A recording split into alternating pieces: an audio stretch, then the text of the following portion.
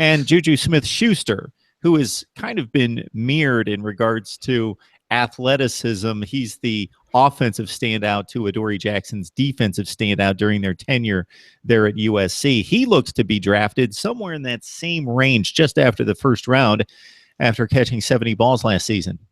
Yeah, one of the things you love about JuJu is he is maybe one of the most aggressive wide receivers we've seen coming out of college in a very long time. You go back a couple of seasons, USC fans know about the famous stiff arm against Utah, where he just flung a guy right out of bounds on a stiff arm. He always gets after the ball. He's incredibly strong. He has no problem going across the middle and just muscling the ball into his hands. He's one of those guys that if you get the ball sort of anywhere close to him, he's going to find a way to come up with it. He doesn't drop a lot of passes. He has an uncanny ability to make quarterbacks look real good when throwing the ball.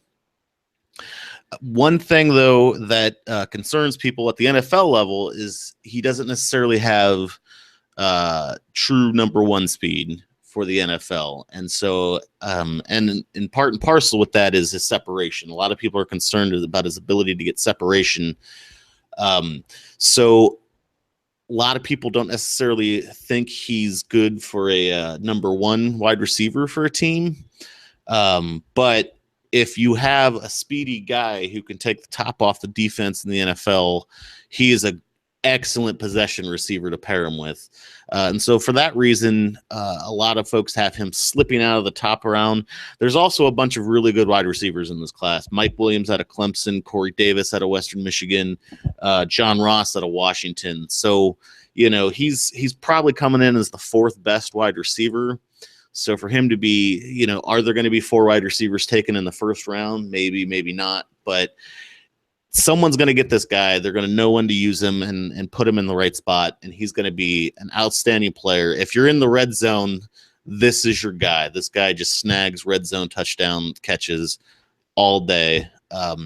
He's going to make some NFL quarterback look very good, but he might have to wait till after the first night before he actually gets the phone call. I agree, Nick. I think that if we looked at the 40 times of the 25 to 30 wide receivers that typically show up at the NFL Combine, and we listed them top to bottom and looked at the last 10 years of combines, there would be some correlation, but maybe not as strong a correlation between just sheer speed and productivity in the NFL. I think it's a bit, even though wide receiver, that's the one position that you would say, okay, speed is the number one attribute that we need.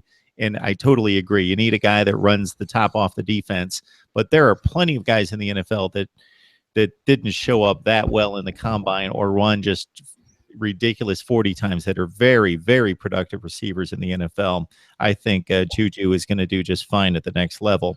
Not that I'm making this comparison, but one of the major outliers of the most infamous outlier for the 40 time is I do believe Jerry Rice had a god-awful 40 time at the combine. And a little inside info on you here. He turned out okay in the NFL. Yeah, I'll have to look him up. I think he might be one underrated. But okay. A lot of folks since I brought up comparisons, a lot of folks do compare JuJu to an Anquan Bolden type, who didn't necessarily, which, you know, ain't a bad career. And Anquan Bolden does not have tremendous speed and never has never been a top flight receiver in regards to speed, but productivity, he's a borderline Hall of Famer. This Jerry Rice guy, is it with a G or with a J? I'm going to have to look him up. All right.